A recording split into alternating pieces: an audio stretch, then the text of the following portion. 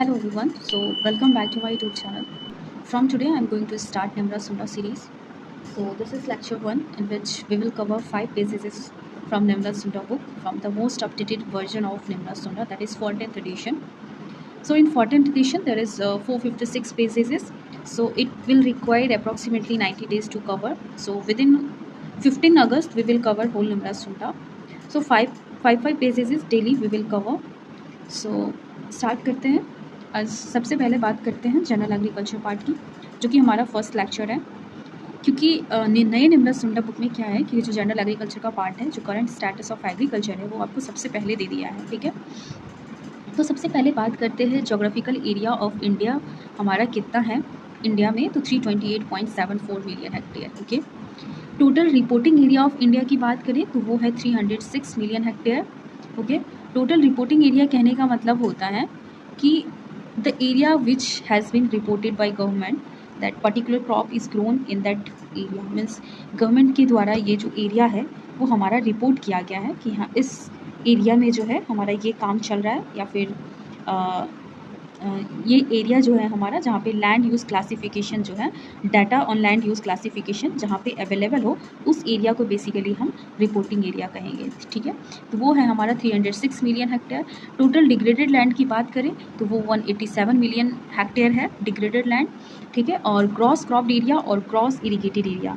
सो gross cropped area कहने का मतलब हुआ कि total area sown with crops counting the area multiple times if the multiple crops are grown in a year, means अगर multiple crops हम grow करते हैं साल में तो उस एरिया को भी हम कवर करेंगे, तो that is gross cropped area, जो कि हमारा 219.15 मिलियन हेक्टेयर है। ओके, सो 219.15 मिलियन हेक्टेयर है टोटल ग्रॉस क्रॉप्ड एरिया। ठीक है, और ग्रॉस इरीगेटेड एरिया जो है वो है हमारा 112.23 million hectare. Net irrigated area की बात करें तो वो है हमारा 75.46 million hectare. Net sown area की बात करें तो वो है हमारा 141 मिलियन हेक्टेयर। ठीक है, क्रॉपिंग इंटेंसिटी जो है वो है हमारा 155.4%, जो पहले जो था 149% था, 149%, लेकिन ये अब बढ़ के 155.4% हो गया है। मेजर सोर्स ऑफ इरीगेशन की बात करें तो सबसे ज़्यादा इंडिया में ट्यूबवेल का यूज़ होता है। ठीक है, तो कितना परसेंटेज होता है, तो 48.51% होता है। Second major source of irrigation जो है वो हमारा कैनाल सिस्टम है, जो 22.96% है सेकंड यूज़। ठीक है, सेकंड में कैनल सिस्टम आता है। और टोटल फॉरेस्ट कवर की बात करें इंडिया में, टोटल फॉरेस्ट कवर कितना है, तो वो 80.9 मिलियन हेक्टेयर है। ठीक है, 2023 का ये डाटा है। और फॉरेस्ट एरिया का परसेंटेज इंडिया में कितना है, तो 21.71% है। लेकिन होना कितना चाहिए, तो ऑप्टिमम फॉरेस्ट एरिया जो रिक्वायरमेंट होती है वो 33% ऑफ जोग्राफिकल एरिया होनी चाहिए। ठीक है, जोग्राफिकल एरिया की 33% होनी चाहिए। ठीक है, 33% होनी चाहिए। ठीक है, बात करते हैं state which is having highest geographical area. सबसे ज़्यादा जोग्राफिकल एरिया ऑब्वियसली राजस्थान की है, क्योंकि वहाँ पे आप मैप में जब देखोगे तो जोग्राफिकल एरिया सबसे ज़्यादा राजस्थान की ही है। ठीक है, कितना है, तो 10.41%। ओके, एरिया जिसका लोएस्ट जोग्राफिकल एरिया है वो हमारा गोवा का है obviously. Second largest geographical area हमारा एमपी का है।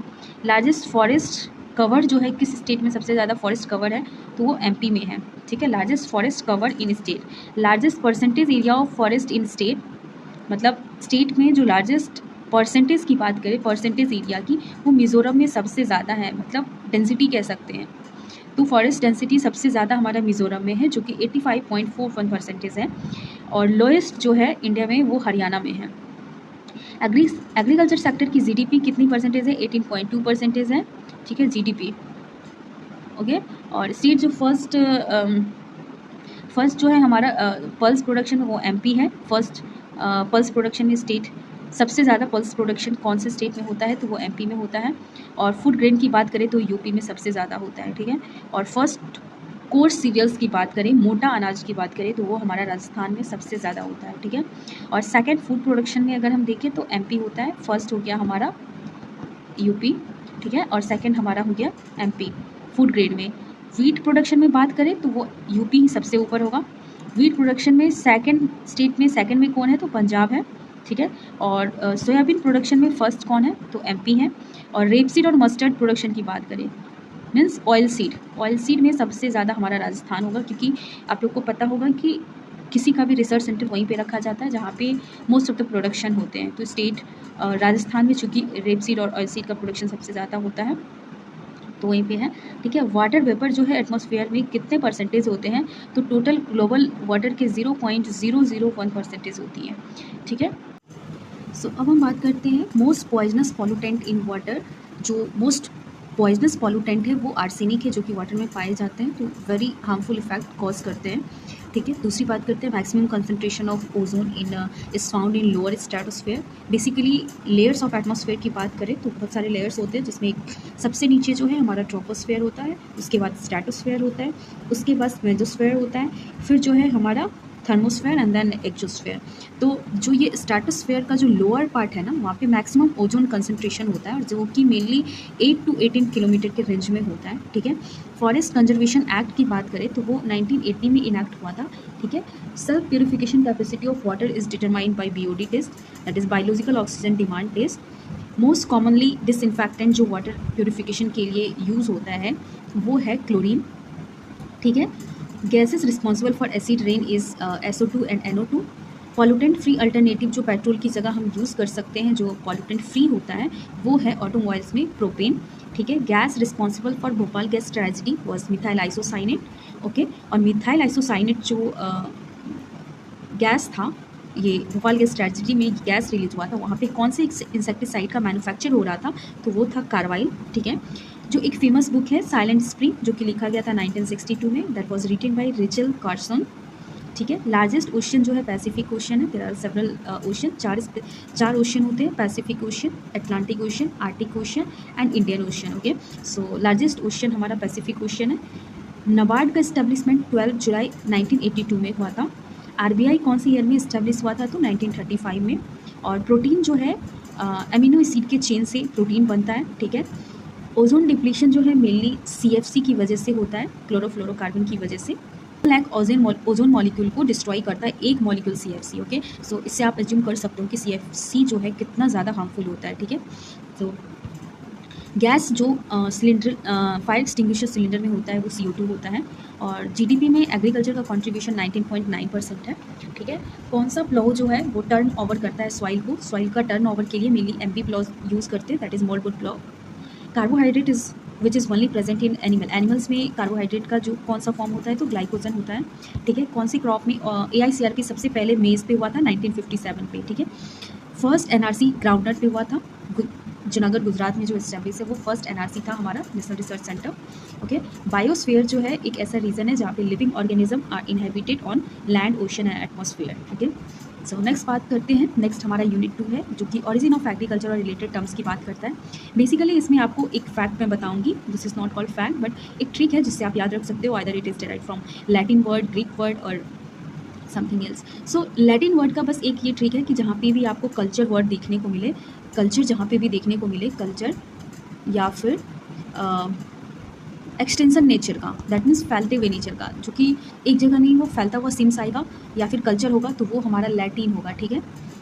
उसके अलावा हमारा नोमस और लॉगस कहीं भी मिले, नोमस या फिर लॉगस, तो वो हमारा होगा ग्रीक, ठीक है। ये ट्रिक आप याद रखो और इसके बाद आप डिटरमाइन कर सकते हो, जिसमें एक आपका एक्सेप्शन आता है जो कि पोमोलॉजी का है।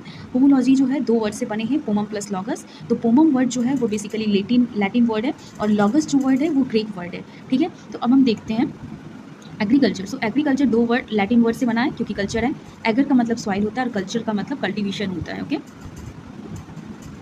सो नेक्स्ट है एग्रोनॉमी, ओके। सो एग्रोनॉमी जो है ग्रीक वर्ड से बना है जिसका मतलब होता है फील्ड, एग्रोस का मतलब फील्ड, नोमस का मतलब मैनेजमेंट, ठीक है। एग्रो जो है, एग्रो का मतलब एग्रो का मीनिंग होता है फील्ड और एगर का मीनिंग होता है आपका सॉइल, ठीक है। तो आपको ध्यान रखना है, ager means soil, culture means cultivation, agros का मतलब फील्ड होता है, नोमोस का मतलब मैनेजमेंट होता है, ठीक है। हॉर्टिकल्चर 2 वर्ड से बना है, हॉर्टस प्लस कल्चरा। सो हॉर्टस का मीनिंग गार्डन होता है और कल्चरा का मीन कल्चर और ग्रोइंग, ठीक है, कल्टीवेशन कह सकते हैं। पोमोलॉजी 2 वर्ड से है, जैसे कि मैंने पहले बता दिया है, लैटिन वर्ड पोमम से बना है जिसका मतलब फ्रूट होता है और ग्रीक वर्ड लॉगस का मतलब डिस्कोर्स होता है, ठीक है। अब है ऑलरिकल्चर। ऑलरिकल्चर लैटिन वर्ड से डिराइव हुआ है जिसका मतलब ऑलरिस का मतलब पॉट हर्ट होता है, ठीक है।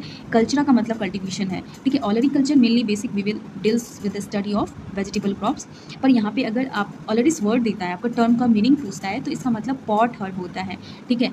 तो यहाँ पे ऑलरिस का कभी मीनिंग वेजिटेबल नहीं होता है, पॉटहर होता है। बेसिकली पॉटहर में हम वेजिटेबल का ही करते हैं, लेकिन ऑलरिस का मतलब वेजिटेबल नहीं होता, ठीक है, ये आप ध्यान रखोगे। नेक्स्ट है floriculture. फ्लोरिस means flower, that is concern with cultivation of flowering and ornamental plants. Extension जो है फैलता हुआ वर्ड है, so it is Latin word. X का मतलब आउट, टेंसियो का मतलब स्ट्रेचिंग। सॉइल जो है, सॉइल वो एक जगह नहीं होता, वो पूरे ही सरफेस पे फैला होता है, पूरे अर्थ पे है, तो इसीलिए सॉइल का मतलब सोलम होता है। सॉइल जो है लैटिन वर्ड सोलम से आया है, जिसका मतलब ग्राउंड और फ्लोर होता है अर्थ क्रस्ट का। मॉनसून जो है एक अरेबिक वर्ड है, ये आपको याद रखना है, मॉनसून एक अरेबिक वर्ड है। जो वर्ड मौसम है ये अरेबिक वर्ड है और इसका मतलब होता है changes of season. Biodynamics is a Greek word. Biodynamics came from derive from bios, Greek word, ये ग्रीक वर्ड है बायोस, इसका मतलब लाइफ होता है, डायनेमिक्स का मतलब एनर्जी होता है, ठीक है। अब है truck gardening. Truck gardening French word से आया है, यहाँ पे दो आपका एक्सेप्शन है, अलग अलग है। एक मॉनसून हमारा अरेबिक वर्ड है, ट्रक गार्डनिंग जो है फ्रेंच वर्ड टॉर्क्यूर से आया है, इसका मतलब होता है टू बार्टर और एक्सचेंज ऑफ गुड्स, ओके। दूसरा है नेमाटोड। नेमाटोड एक स्पेसिफिक है ना, तो इसीलिए ये ग्रीक वर्ड से आया है, इसे आप ध्यान में रख सकते हो। नीमा का मतलब थ्रेड होता है, ट्वाइट का मतलब फॉर्म होता है। पेडोलॉजी जो है ग्रीक वर्ड से आया है, पेडोन का मतलब होता है सॉइल और अर्थ। इडेपोलॉजीज, इडेपोस का मतलब होता है influence, this is also from Greek word, क्योंकि लॉजी है, नॉमी है, जहाँ भी होगा वो हमारा ग्रीक वर्ड से आएगा। इडेपोस का मतलब होता है influence soil for plant growth, soil associated with plant, edaphology में हम पढ़ते हैं, ठीक है। लॉगस का मतलब होता है स्टडी और डिस्कोर्स। मार्केट जो है वो हमारा लैटिन वर्ड से आया है, मार्केटस। मार्केट आप देखते होंगे कि एक जगह नहीं है, मतलब बहुत ही वो फैला हुआ है, एक जगह पे नहीं है, तो इसीलिए मार्केट भी हमारा लैटिन वर्ड से आया है। ये बस याद करने का ट्रिक है, इसका कोई भी साइंटिफिकली कनेक्टिविटी नहीं है, okay. So Latin word mercatus से आया है, जिसका मतलब प्लेस ऑफ ट्रेड, ट्रैफिक और मर्चेंटाइज होती है।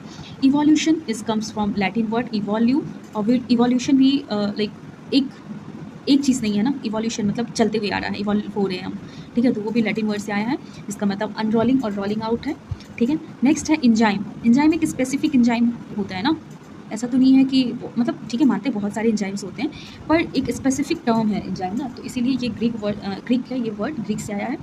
इनका मतलब होता है इनसाइड, जाइम का मतलब होता है फर्मेंट और लिविंग। क्रेडिट का मतलब लैटिन वर्ड क्रेडिट क्रेडो से आया है, जिसका मतलब होता है I trust you. Legume Latin word legumen से आया, एल से लेग्यूम, एल से लैटिन, सो लेग्यूमेन से आया है, जिसका मतलब होता है बीन। पल्सेस जो है वो भी लैटिन से आया है, पल्स कहें, लेग्यूम कहें, ये सारे जो है हमारे लैटिन वर्ड से आए हैं। पल्सेस जिसका मतलब होता है प्रोटीन रिच एडिबल ग्रेन, ठीक है। So this is all about page number 5 up to page number 5. From page number 6 we will discuss tomorrow. So hope you will like this video. Stay continue with us. Thank you.